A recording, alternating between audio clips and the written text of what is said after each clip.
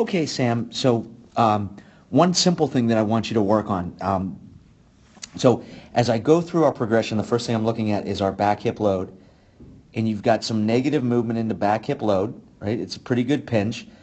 I would say, let's really wait on when we start to take our hands back. It's really premature relative to how you're going forward with your leg. Because what we end up having is a pretty significant timing issue where as you're coming down into the ground, your cameraman didn't do a great job, but it doesn't matter. We can still see a couple of things. One, we've gone back so early and we've really stalled out and we haven't gone back far enough, right? We want to get this elbow back past our belly button. We want to get this top hand more of a fist away from our back shoulder. So I think we go back early, and I don't think that we're going back far enough. And as we're coming down with our front foot, you're going to see three things.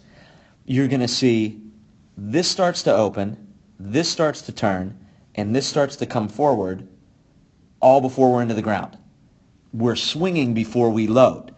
So what I would recommend is, to help us out, I would recommend as we rock into hip load, we got to feel ourselves going forward.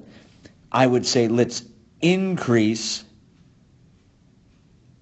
how far our hands move. Start it later so that we're just going back. You can watch the major league samples, right?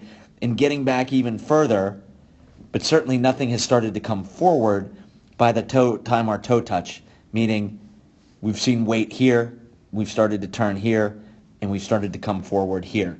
Just compare that to where those major leaguers are, where they get down. We want to look more like that when we get down, except we want to have our hands back further here, our elbow back further here, right? But that's what we want to look at. So as our front heel goes into the ground, that's when we're starting to turn, not before we get into the ground.